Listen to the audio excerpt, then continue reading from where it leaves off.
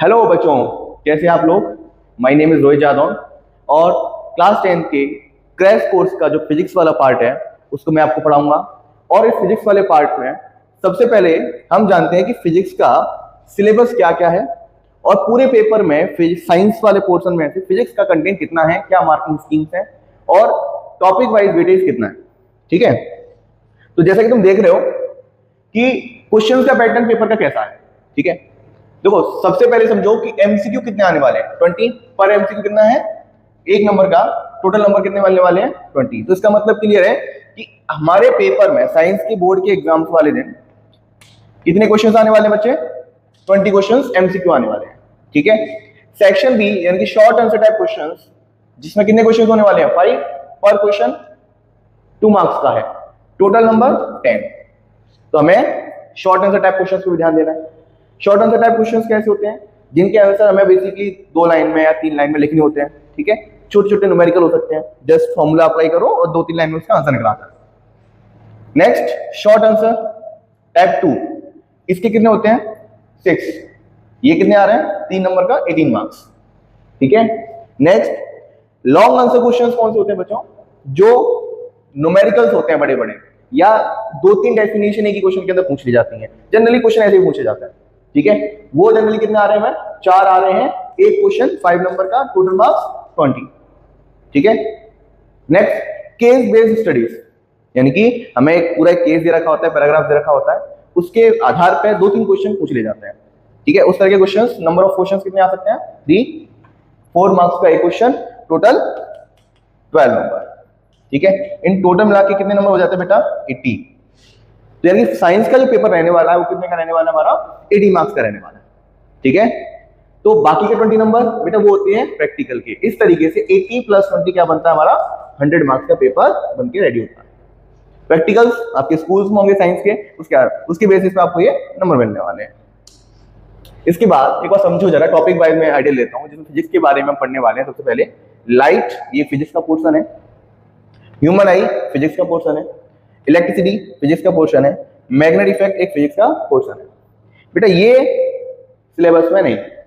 ठीक है, इसमें से लाइट के जनरली 2 नंबर के क्वेश्चन, 3 नंबर के क्वेश्चन कितने आते हैं 2 आ सकते हैं। ठीक है, 4 नंबर का 1 आ सकता है लाइट में से, लाइट है रिफ्लेक्शन में से, रिफ्लेक्शन और रिफ्रैक्शन में से। ह्यूमन आई के एक कितने नंबर का आ सकता है 2 नंबर का। ठीक है, और जनरली 1 या 2 नंबर के यहां से क्वेश्चन पूछे जाते हैं। ये एक एक्सपेक्टेड टेबल है जो बनाया गया है। ठीक है, इलेक्ट्रिसिटी में से 2 नंबर की 2 क्वेश्चन 1 नंबर के भी आ सकते हैं ऑब्जेक्टिव, और एक क्वेश्चन लॉन्ग भी आ सकता है। ये प्रीवियस जो पेपर आया है उसके बेसिस पे ये बनाया गया है। मैग्नेटिक इफेक्ट में से 3 ऑब्जेक्टिव, 3 और 1 क्वेश्चन 3 मार्क्स का। तो ये क्वेश्चंस आ सकते हैं, यानी कि हमें ये चैप्टर्स लाइट, ह्यूमन आई, इलेक्ट्रिसिटी और मैग्नेटिक इफेक्ट बहुत ही अच्छी तरीके से हम लोग कवर करने वाले हैं और ज्यादा टाइम वेस्ट नहीं करेंगे। बहुत ही कम पीरियड ऑफ टाइम में हम इन चैप्टर को फिनिश करेंगे। ठीक है, ये रिवीजन सीरीज है तो रिवीजन के अकॉर्डिंग हम इसको कंप्लीट करने वाले हैं। ठीक है, देखा टोटल कर लिया जाए तो रिफ्लेक्शन इनकी पूरी ऑप्टिक्स को मिला के 12 नंबर और करंट इलेक्ट्रिसिटी और मैग्नेटिक इफेक्ट्स को मिला के 30 नंबर, टोटल बिकम्स 25। ठीक है, रिमेंबर ये एक मार्किंग स्कीम है। सबसे पहले बेटा शुरू करेंगे हम इलेक्ट्रिसिटी। इस इलेक्ट्रिसिटी को पढ़ने से पहले, इलेक्ट्रिसिटी चैप्टर में अंदर जाने से पहले सबसे पहले हमें समझना है कि चार्ज क्या होता है। ठीक है, चार्ज बेसिकली हम लोग सुनते चले आ रहे हैं, बचपन से हमने सुना है कि पॉजिटिव नेगेटिव ये सारी चीजें पढ़ी हैं, बट एक्चुअल में डेफिनेशन अगर हमसे कोई पूछ ले, पेपर में से डेफिनेशन आ जाए कि चार्ज क्या होता है, तो चार्ज कैसे बताएंगे, राइट। तो चार्ज की definition is nothing but it is a property of a matter. क्या बोलेंगे, charge is the property of a matter which produce और experience the electric and magnetic effect. ध्यान रखना इस बात का कि सर चार्ज की वजह से इलेक्ट्रिकल इफेक्ट तो हमने सुना है, लेकिन मैग्नेटिक इफेक्ट तो सुना नहीं जो चार्ज की वजह से आता हो। बेटा चार्ज की वजह से ही मैग्नेटिक इफेक्ट होता है। ठीक है, जब चार्ज कैसा हो, रेस्ट में हो, जब चार्ज कैसा हो, रेस्ट कंडीशन में हो, उस कंडीशन में कैसा रहेगा, ओनली इलेक्ट्रिकल इफेक्ट। लेकिन जब चार्ज कैसा हो, मोशन में हो, जब चार्ज मोशन में तो इलेक्ट्रिकल इफेक्ट भी शो करेगा और मैग्नेटिक इफेक्ट भी शो करेगा। ठीक है, इस बात का याद रखिए कि चार्ज की वजह से electrical effect and magnetic effect दोनों ही हो सकते हैं। लेकिन इसके आगे हम बात करें सर टाइप्स ऑफ चार्ज की, तो चार्ज की डेफिनेशन में आ गई हमको। टाइप्स ऑफ चार्ज की बात करें तो चार्ज बेसिकली कितने तरह के होते हैं? दो तरह के। कितने टाइप्स हैं? दो। First positive charge, second negative charge. ठीक, पॉजिटिव चार्ज को हम बेसिकली इस तरीके से रिप्रेजेंट करते हैं। ठीक है बेटा, ये क्या चीजें हैं, इनको हम क्या बोलते हैं? जिस तरीके से ये लाइनें हमने शो करी हैं, इन लाइंस को बोला जाता है इलेक्ट्रिक फील्ड लाइंस। आगे हम पढ़ेंगे इसके बारे में, क्या बोला जाता है? Electric field lines. Negative charge बना होता है इलेक्ट्रॉन से। Electron is a fundamental charge. क्या बोलते हैं इसको? Fundamental charge. यानी कि ये चार्ज की वो सबसे छोटी यूनिट है जिससे चार्ज बना है। ठीक है, अगर मुझे किसी बॉडी पर नेगेटिव चार्ज देना है तो मैं क्या करूंगा? इस पर एक इलेक्ट्रॉन ट्रांसफर कर दूंगा, और चार्ज देना है एक और ट्रांसफर कर दूंगा, और चार्ज देना है एक और ट्रांसफर कर दूंगा। हमें जितना ज्यादा नेगेटिव चार्ज देना होगा उस बॉडी पर हम उतनी ज्यादा नेगेटिव चार्ज को, इलेक्ट्रॉन को ट्रांसफर कर देंगे। ठीक, अब जैसे ये पॉजिटिव बॉडी है, इसको हमें पॉजिटिवली चार्ज करना है, तो मैं क्या करूंगा सर? इसमें से क्या करेंगे बच्चे? हम इलेक्ट्रॉन्स को निकाल लेंगे। एक इलेक्ट्रॉन निकाल लिया, दो इलेक्ट्रॉन निकाल लिए, तीन इलेक्ट्रॉन निकाल लिए।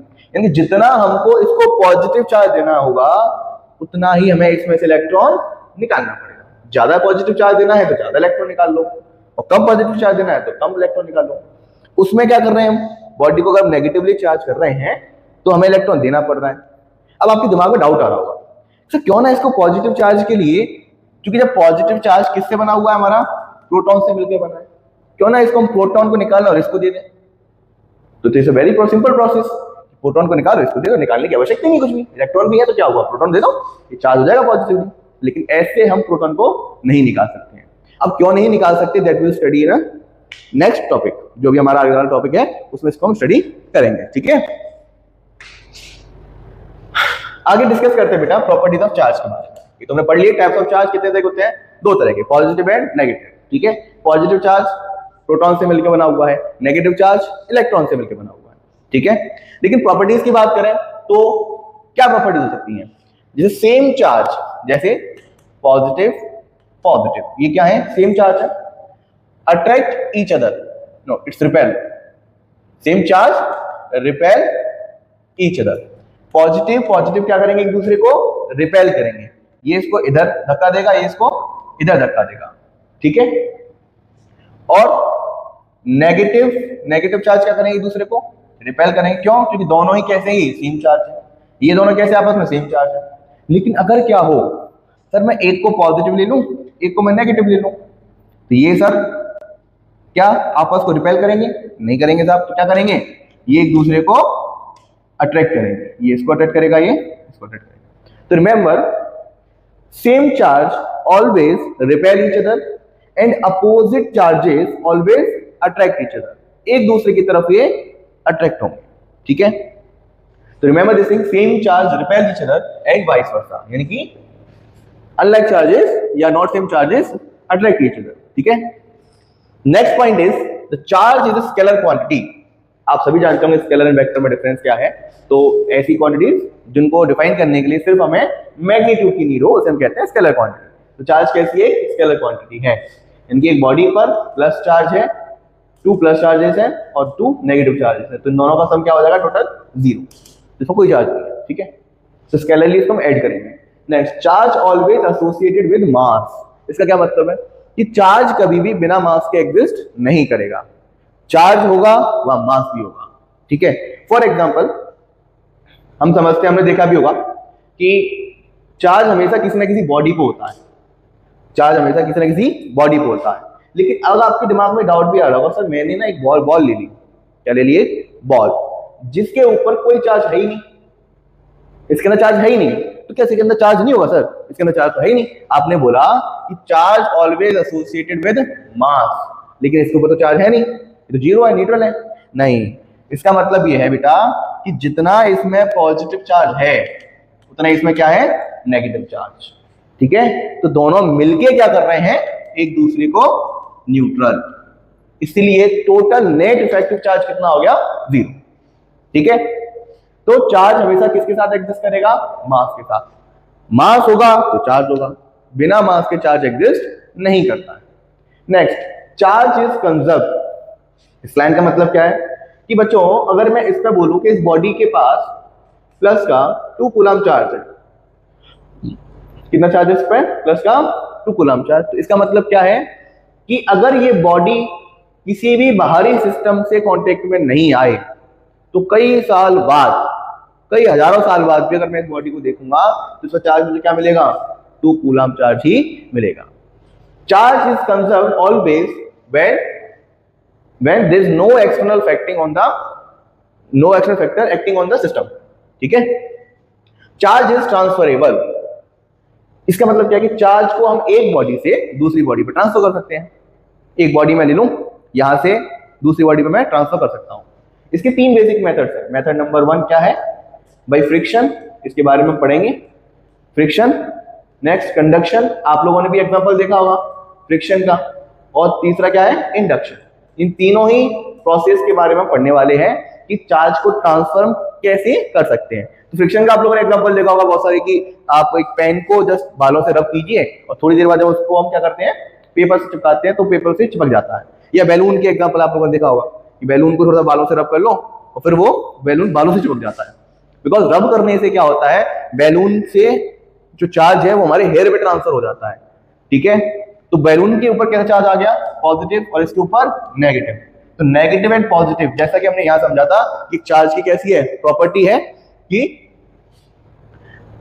Unlike charges always attract each other. तो ये क्या करेंगे? एक दूसरे को चिपक जाएंगे, फोर्स ऑफ अट्रैक्शन काम करने लगेगा। ठीक है, तो ये यहां तक सारी कहानी हम लोगों ने समझी।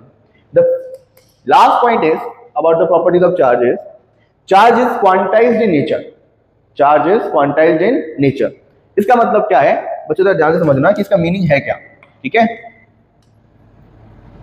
जैसे हम लोग बायोलॉजी के अंदर पढ़ते हैं, क्या पढ़ते हैं बायोलॉजी के अंदर कि cell is a fundamental unit of life. हमारी बॉडी किससे मिलकर बनी हुई है? सेल से। क्या हाफ सेल पॉसिबल है? नो, हाफ सेल पॉसिबल नहीं है। ऐसे ही किसी भी बॉडी को अगर हमें चार्ज देना है तो या तो उसको हम एक इलेक्ट्रॉन देकर चार्ज करेंगे या फिर एक इलेक्ट्रॉन लेकर चार्ज करेंगे। ठीक है, तो या उस बॉडी पे क्या हो सकता है? एक इलेक्ट्रॉन हो सकता है, या 2 इलेक्ट्रॉन चार्ज हो सकता है, 3 इलेक्ट्रॉन चार्ज हो सकता है, या 4 इलेक्ट्रॉन हो सकता है, या 5 हो सकता है। तो इसका मतलब क्या है कि किसी भी बॉडी पर अगर चार्ज है तो वो integral multiple of electron charge के ही होगा।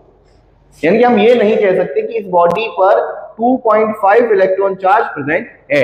This case is not possible. ठीक है, इलेक्ट्रॉन को ब्रेक करना पॉसिबल नहीं है। तो charge is quantized in nature का मतलब क्या हो गया कि the charge present on any body is equal to the integral. N की वैल्यू कैसी होगी? एक इंटीजर वैल्यू होगी। कैसी वैल्यू होगी? एक इंटीजर। इंटीजर यानी कि या तो 1 0 हो सकता है, 0 चार्ज यानी कि चार्ज है ही नहीं, उसको ब्रेक इलेक्ट्रॉन नहीं है। 1 2 3 4। ठीक है, एक पॉजिटिव इंटीजर वैल्यू होगी। तो किसी भी बॉडी पर अगर चार्ज है तो that will be equal to the integral multiple of electron. तो चार्ज की बेसिक प्रॉपर्टीज के बारे में आप लोगों को सारी चीजें समझ में आ गई हैं कि चार्ज हमेशा कैसा होगा, अगर सेम चार्जेस है तो रिपेल करेंगे और डिफरेंट चार्जेस हैं तो अट्रैक्ट करेंगे। ठीक है, charge is scalar quantity, charge always associated with mass, charge is conserve in nature, charge is transferable, एक बॉडी से दूसरी बॉडी में ट्रांसफर किया जा सकता है। किस किस मेथड से? फ्रिक्शन, कंडक्शन और इंडक्शन मेथड से। Charge is quantized in nature. Quantized in nature, it is a integral multiple of electron charge. तो ये सारी कहानी किसके बारे में है? चार्ज के बारे में। ठीक है, आगे बढ़ते हैं। चार्ज से आगे बढ़े तो हम बात करें कूलम्ब लॉ की। जैसे कि हमने अभी पढ़ा था ना यहाँ पे कि it always repel when same charges are there. तो रिपेल भी तो किसी ना किसी फोर्स से करेंगे ना। अट्रैक्ट कब करेंगे? जब ये अनलाइक चार्जेस हो जाएंगे, डिफरेंट चार्जेस है तो क्या करेंगे? अट्रैक्ट करेंगे। तो अट्रैक्ट कितने फोर्स से करेंगे? जैसे मैंने एक अगर यहाँ चार्ज रख दिया Q1 और यहाँ चार्ज रख दिया Q2 और ये कुछ सेपरेशन डिस्टेंस R पर है, तो सर कितने फोर्स से ये Q1 चार्ज Q2 को अपनी तरफ अट्रैक्ट करेगा? कैसे निकालेंगे? हमारा फॉर्मूला तो कुछ है नहीं अभी। तो उसका एक लॉ दिया किसने? कूलम्ब ने। Coulomb was a scientist. उसने लॉ क्या दिया कि जब दो चार्जेस Q1 और Q2 कुछ सेपरेशन डिस्टेंस जो कि सेंटर से लेकर सेंटर तक की है, कुछ सेपरेशन डिस्टेंस r पर है। तो इस फोर्स, इस चार्ज की वजह से इस पर जो फोर्स लगेगा, यानी कि Q1 की वजह से Q2 पर जो फोर्स लगेगा, that will be inversely proportional to the square of distance between them and directly proportional to the product of the charges Q1 and Q2, Q1 and Q2, इन दोनों के प्रोडक्ट के बराबर प्रोपोर्शनल होगा। तो कूलम्ब का statement क्या था? Coulomb's law in electrostatic states that the charge at rest Q1 apply the force F on the other charge Q2 also at rest। Q1 and Q2 दोनों ही कैसे रेस्ट कंडीशन में है, which are separated by distance r such that the force is directly proportional to the product of the charges and inversely proportional to the square of distance between them। तो ये क्या था? Coulomb का statement. तो जिसके अगर हम बात करें कि प्रोपोर्शनलिटी साइन लगे हुए हैं, तो सर मैं ये भी तो कह सकता हूँ F proportional to Q1 Q2 upon r square. तो अगर मैं प्रोपोर्शनलिटी साइन को यहां से सर मैं हटाना चाहूं तो कैसे हटा सकते हैं? I will apply a constant, ठीक है, दैट इज कॉल्ड k। तो फोर्स का फॉर्मूला क्या बनता है? F equal to k Q1 Q2 upon r square. तो k क्या चीज है? कांस्टेंट अप्लाई किया हमने प्रोपोर्शनलिटी साइन हटाने के लिए, ठीक है। तो k की वैल्यू क्या है? k की वैल्यू होती है 1 अपॉन 4 पाई एप्सिलॉन नॉट, ठीक है। इसको हम क्या लिख सकते हैं? 9 इंटू 10 टू द पावर 9। क्या लिख सकते हैं? 9 इंटू 10 टू द पावर 9, ठीक है। अगर मैं एक अगर एग्जांपल करके देखें अपन लोग, क्वेश्चन अगर कैसा बनता है सर? क्वेश्चन कुछ इस तरीके से फॉर्म होते हैं, जैसे एक चार्ज रखा हुआ है 2 कूलम्ब का, चार्ज की यूनिट क्या होती है? कूलम्ब, और एक चार्ज रखा हुआ है 4 कूलम्ब का, जो कि दोनों ही सेपरेशन डिस्टेंस पर रखे हुए हैं 8 मीटर। दोनों की सेपरेशन डिस्टेंस कितनी है? 8 मीटर। तो मैं पूछ रहा हूं कि find the force acting on 4 coulomb charge by 2 coulomb charge. Force निकालना है, इसकी वजह से इस पे कितना फोर्स लग रहा हो। तो की वैल्यू निकालने के लिए फॉर्मूला क्या हमारे पास? K Q1 Q2 upon r square. Coulomb law से निकाल लिया था हमने। K की वैल्यू क्या है? 9 into 10 to the power 9। Q1 की वैल्यू कितनी है? 2 कूलम्ब। Q2 की वैल्यू कितनी है? 4 coulomb divide by r square. r की वैल्यू कितनी है? 8 मीटर। 8 मीटर इंटू 8 तो कितना हो गया? मीटर स्क्वायर में हो गया। तो कूलम्ब स्क्वायर मीटर स्क्वायर। तो बेसिकली क्या मिलेगा हमें? इससे अगर मैं डिवाइड करूं 4 टाइम जाएगा 2, इससे ये 2 टाइम जाएगा, तो क्या बोलेंगे? 9/8 into 10 to the power 9 newton. तो फोर्स की यूनिट भी क्या होती है? न्यूटन, ठीक है। इस बात का ध्यान रखेंगे। तो टोटल वैल्यूज कितनी मिल गई हमें? 9/8 10 टू द पावर 9 न्यूटन। तो इसका मतलब क्या है कि ये वाला चार्ज इस वाले चार्ज को इस फोर्स से अपनी तरफ या रिपेल करेगा। अगर ये दोनों पॉजिटिव पॉजिटिव है तो क्या करेगा? रिपेल करेगा। लेकिन एक कैसा हुआ? Let's take it as negative, तो क्या करता है? ये अट्रैक्ट करता। लेकिन सर क्या फिर हम यहां माइनस अप्लाई करेंगे? नहीं, यहां सिर्फ क्या लिखते हैं हम? Magnitude of the charges. या सिंबल के अकॉर्डिंग हम माइनस प्लस नहीं लगाते हैं, ठीक है। हम किस तरह फोर्स लगेगा वो किस आधार पर देखेंगे कि प्लस प्लस है तो रिपेल करेंगे, माइनस प्लस है तो अट्रैक्ट करेंगे, ठीक है। इसके अकॉर्डिंग हम क्या कर लेंगे? डायरेक्शन निकाल लेंगे। यहां तक सबको क्लियर है? अच्छा, इस तरीके से क्या निकालते हैं हम? इलेक्ट्रिक फोर्स, मतलब दो चार्जेस की जो फोर्स कैसे लगता है ये निकाल लेते हैं। लेकिन थोड़ा यहां से आगे बढ़ते हैं, ठीक है। कि सर एक चार्ज Q1 रखा हुआ है, इसके पास एक और चार्ज रखा हुआ है Q2, ये इससे कुछ डिस्टेंस पर है R, इस पर फोर्स लगेगा? बिल्कुल लगेगा सर। लेकिन एक फोर्स एक यहां से करीब बहुत दूर जाके इनफाइनाइट लेंथ पे एक और चार्ज रखा हुआ है Q3, क्या सर ये वाला चार्ज इसको भी फोर्स करेगा क्या? इस पर भी अट्रैक्शन दिखाएगा क्या? हाँ बिल्कुल दिखा सकता है, पर कब दिखा सकता है? जब इसकी ये रेंज में आए। अब रेंज से मतलब क्या है? Electric field. रेंज का मतलब क्या है यहाँ पे? Electric field. अगर ये जो चार्ज की इलेक्ट्रिक फील्ड होगी और उस इलेक्ट्रिक फील्ड के अंदर ये वाला चार्ज आएगा तो ये क्या करेगा? उस पर अपना इफेक्ट दिखाएगा। Q1 Q3 अगर सेम चार्ज हो गए, सेम प्रॉपर्टी वाले हो गए तो क्या करेंगे? रिपल्सन करेंगे। डिफरेंट प्रॉपर्टी वाले हो गए तो क्या करेंगे? ये अट्रैक्शन करेंगे। यहाँ तक क्लियर है? अब एक समझते हैं कि इलेक्ट्रिक फील्ड है क्या। मैंने रेंज का यानी कि इस फील्ड का मतलब क्या है, तो क्या बोलते हैं? Electric field basically it is a space around the charge particle, it is a space around the charge particle in which another charge particle enters in which another charged particle enters, the charged particle experience some force. Either it can be attractive or repulsive.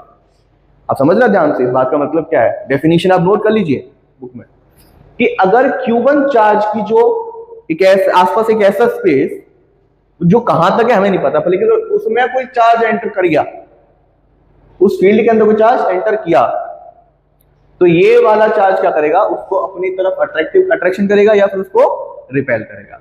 उस reason को या उस space को हम क्या कहते हैं? Electric field. ठीक है बेटा, ये जो इलेक्ट्रिक फील्ड होता है ये होता है वेक्टर। कैसी क्वांटिटी होती है? वेक्टर क्वांटिटी होती है। ठीक है, इसकी यूनिट क्या होती है? इसकी यूनिट होती है न्यूटन पर कूलम। क्या बोलेंगे? न्यूटन पर कूलम। ठीक है, ये इसकी होती है यूनिट। तो फील्ड के बारे में अगर मैं बात करूं कि सर फील्ड को फिर हम रिप्रेजेंट किस तरीके से करते हैं? रिप्रेजेंट करने का तरीका है फील्ड लाइन से। हम इलेक्ट्रिक फील्ड को कैसे रिप्रेजेंट करेंगे? इलेक्ट्रिक फील्ड लाइन से। ठीक है, electric field lines. Electric field lines क्या होती हैं कि जब भी किसी रीजन में, जैसे ये पॉजिटिव चार्ज है, इसके आसपास की हम बात करें तो हमेशा फील्ड लाइंस क्या करेंगी? रेडियली आउटवर्ड जाएंगे। This is nothing but these are the imaginary lines. Electric field lines क्या होती हैं? बस एक इमेजिनेशन बना लिया है इलेक्ट्रिक फील्ड के लिए। अगर किसी रीजन में इलेक्ट्रिक फील्ड लाइंस इस तरीके से हैं, दूर दूर है काफी, ये भी इलेक्ट्रिक फील्ड लाइंस है, और किसी रीजन में इलेक्ट्रिक फील्ड लाइंस बहुत पास पास हैं, बस एक रिप्रेजेंटेशन का एक तरीका बना दिया, बहुत ही पास पास है, तो हम बोलते हैं कि जहां पर फील्ड लाइन की जो कंसंट्रेशन है वो बहुत कम है,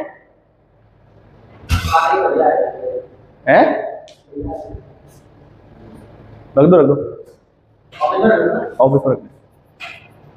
फील्ड लाइन की जो कंसंट्रेशन है अगर ये बहुत कम है या कम है इसके कंपैरिजन में, तो हम क्या बोलेंगे? यहां पर जो इलेक्ट्रिक फील्ड है और यहां पर जो इलेक्ट्रिक फील्ड है, तो ये वाला इलेक्ट्रिक फील्ड ज्यादा है इस वाले इलेक्ट्रिक फील्ड से। तो फील्ड लाइन का काम क्या है? यही है कि फील्ड को रिप्रेजेंट करना। क्योंकि जब इमेजिनरी है, एक स्पेस है, तो स्पेस को रिप्रेजेंट कर रहे हैं यहाँ पर फील्ड लाइन से। ठीक है, अब ये लाइंस यहाँ बहुत पास पास है तो कंसंट्रेशन बहुत ज्यादा है, तो सिंपल सी बात है कि जितना कंसंट्रेशन ज्यादा होगा, जितनी फील्ड लाइंस पास पास होंगी, उतना ही फील्ड ज्यादा होगा, फील्ड की स्ट्रेंथ उतनी ज्यादा होगी। ठीक है, लेकिन हम बात करें इस तरीके से, जैसे कि अभी हम समझा कि पॉजिटिव चार्ज में से क्या होता है? फील्ड लाइंस बाहर निकलती हैं, लेकिन नेगेटिव चार्ज के अंदर क्या होता है? बाहर से अंदर आती है। ठीक है, तो अगर मैं आपसे क्वेश्चन पूछूं कि सर जरा बताइए कि इसमें जो फील्ड लाइन है वो रेडियली आउटवर्ड जा रही है, जब रेडियली आउटवर्ड जा रही है तो जरा बताओ ये वाली बॉडी कैसी है? अगर रेडियली आउटवर्ड फील्ड लाइन जाती है तो कैसी बॉडी है? पॉजिटिव। और इसमें रेडियली इनवर्ड आ रही है तो इसका मतलब कैसा है? ये negative. The electric field line field from an isolate negative charge. एक नेगेटिव चार्ज में फील्ड लाइन कैसे होती है? रेडियली इनवर्ड, हर तरफ से आती है। जैसे अगर ये पेन की पॉइंट है, इस पेन की पॉइंट को नेगेटिव चार्ज मान लो, तो यहां से फील्ड लाइन आ रही है, यहां से भी आ रही है, यहां से भी आ रही है, यहां से भी आ रही है और यहां से भी आ रही है। हर एक नेगेटिव हर एक डायरेक्शन से आती है, स्फेरिकली इनवर्ड आती है, रेडियली इनवर्ड। ठीक है, और इसमें पॉजिटिव में क्या होता है? Radially outward. तो इस तरीके से फील्ड लाइन का कंसेप्ट हमारे सामने आता है। ठीक है, अब फील्ड लाइन की वजह से क्या बनता है बेटा? फील्ड लाइन की वजह से क्या होता है? एक और इंपॉर्टेंट पॉइंट है, that is called electric potential. आप वैसे आगे पढ़ने वाले हैं इलेक्ट्रिक पोटेंशियल। जैसे ये पॉजिटिव चार्ज, मैंने यहां पर कोई एक और चार्ज ले लिया Q। इसको समझने से पहले कंसेप्ट को समझते हैं पोटेंशियल से पहले। एक पॉजिटिव चार्ज है, ये है Q, और ये अनदर चार्ज है Q जो कि इससे बहुत दूर है। ये इतना दूर है कि उस पॉइंट पर इसकी वजह से कोई इलेक्ट्रिकल इफेक्ट है ही नहीं। तो जरा सोच के देखो कहानी क्या हो रही होगी कि मैंने ना वहां इनफाइनाइट पे जाकर, जहां पर इस चार्ज का तो कोई इफेक्ट हो ही नहीं रहा इस वाले चार्ज की वजह से, क्योंकि इनफाइनाइट नहीं दूर है, इसकी फील्ड से बाहर है। तो उस जगह से मैं क्या कर रहा हूं? इसको धीमे धीमे सिर्फ लेके आ रहा हूं। लेकिन क्या होता है कि जैसे ही इस पॉइंट पहुंचता है, यहां से इस वाले चार्ज का फील्ड स्टार्ट हो गया। जैसे ही फील्ड इस जगह पे स्टार्ट होगा, ये charge positive, let's say this charge also positive, तो ये वाला चार्ज इसमें क्या करेगा, रिपेल करेगा, इस पे फोर्स लगाना शुरू कर देगा। लेकिन मैं क्या कर रहा हूं, इसकी जो स्पीड है उसको मेंटेन करें, उसको मैं चेंज नहीं कर रहा हूं, उसकी काइनेटिक एनर्जी को मैं चेंज नहीं कर रहा हूं, मैं उसको मेंटेन वेलोसिटी से धीमे धीमे धीमे धीमे उसी स्पीड से वेलोसिटी को चेंज नहीं होने दे रहा हूं, मैं धीमे धीमे कहां ले आया, एक पॉइंट P पर लेके आ गया। इस पॉइंट P तक लाने में मुझे कुछ मेहनत करनी पड़ी होगी, अपनी एनर्जी खत्म करनी पड़ेगी। क्यों? Because I was working against the force which is acting by this positive charge on this small q charge, इसके अगेंस्ट ही काम कर रहा था।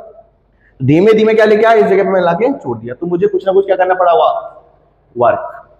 ठीक है, तो ये क्या है, मैंने एनर्जी है जो बेसिकली लॉस्ट कर दी। ठीक है, यहां तक आने क्लियर है। अब यहीं से पोटेंशियल का कॉन्सेप्ट आता है, लेकिन इलेक्ट्रिक पोटेंशियल क्या कहता है, किसी भी पॉइंट पर पोटेंशियल इस चार्ज की वजह से, क्यू चार्ज की वजह से इस पॉइंट पर पोटेंशियल क्या होगा। डेफिनेशन समझते हैं, यहां पे चार्ज में लेके आया क्यू, तो मुझे वर्क डन करना पड़ा था W। लेकिन अगर हम बात करें एक प्लस पॉजिटिव यानी पॉजिटिव यूनिट चार्ज +1 कूलम, तो डेफिनेशन इलेक्ट्रिक पोटेंशियल किस तरीके से है कि when a unit positive charge brings from infinite to the point P without changing its kinetic energy. Changing kinetic energy का मतलब हो गया स्पीड को चेंज किए बगैर। Without changing its kinetic energy the amount of work done is called potential. जितना उसमें work done किया एक यूनिट पॉजिटिव चार्ज को इनफाइनाइट से पॉइंट P तक लाने के लिए, उसी को हम क्या कह रहे हैं, इलेक्ट्रिक पोटेंशियल। समझ में आ गया? यहां तक Q चार्ज को लाने के लिए मुझे कितना वर्क डन करना पड़ा, W। तब Q चार्ज को लाने में वर्क डन कितना पड़ रहा है मुझे, W। ठीक है, यूनिट पॉजिटिव चार्ज को लाने के लिए वर्क डन कितना करना पड़ेगा, W/Q।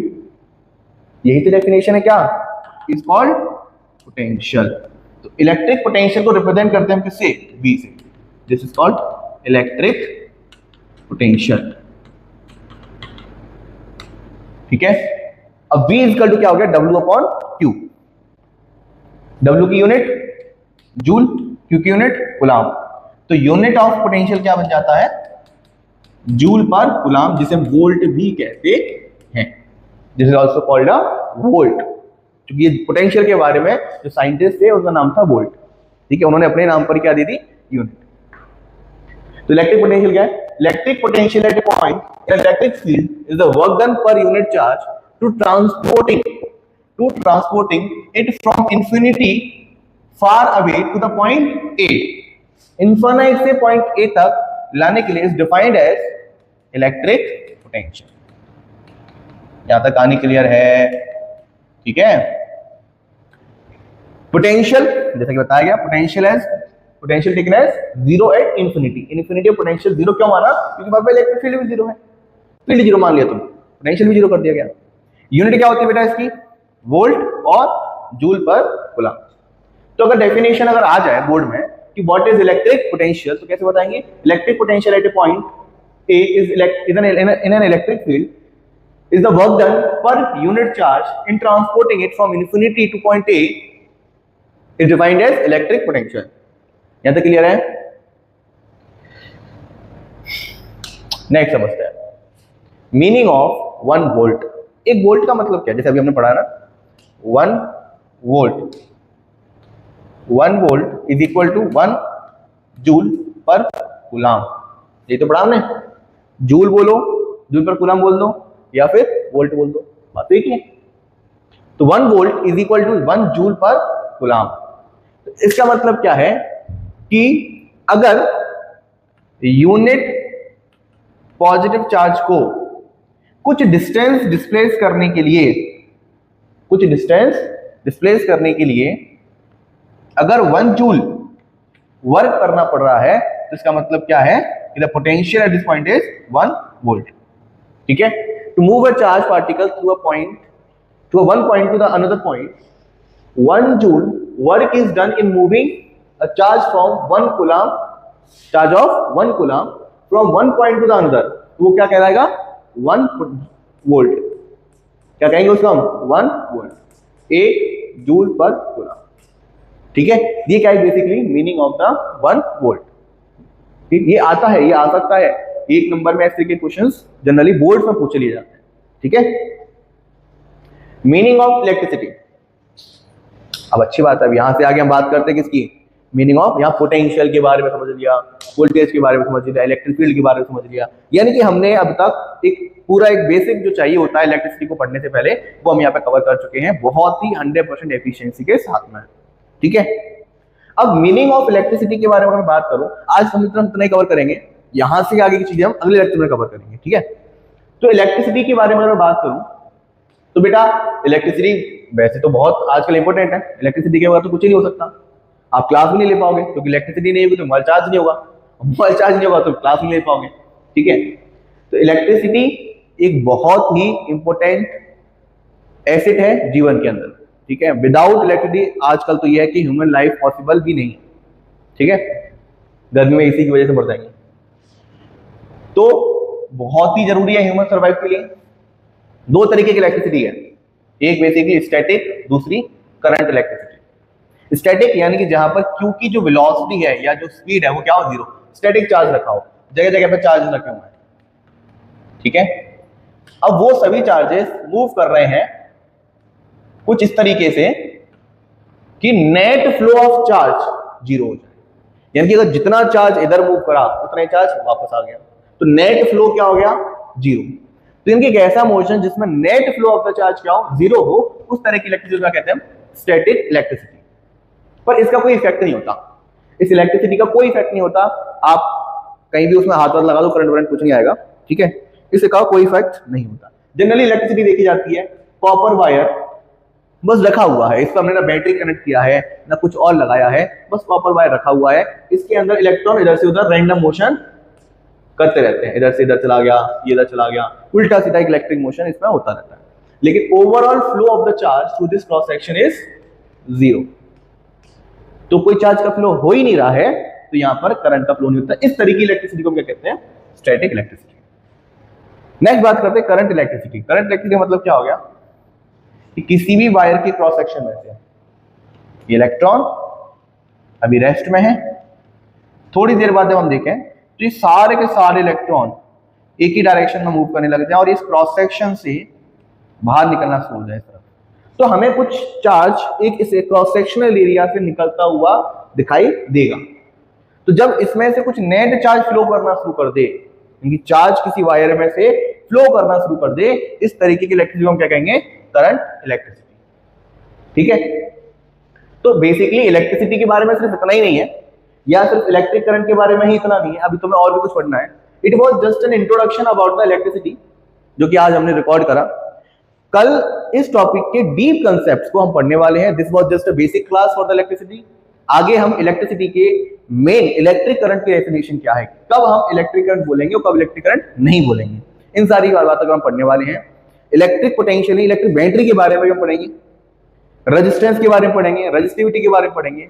तो अगले लेक्चर में हम कवर करने वाले हैं सबसे पहले तो इलेक्ट्रिक करंट की सारी डेफिनेशंस कि इलेक्ट्रिक करंट क्या होता है।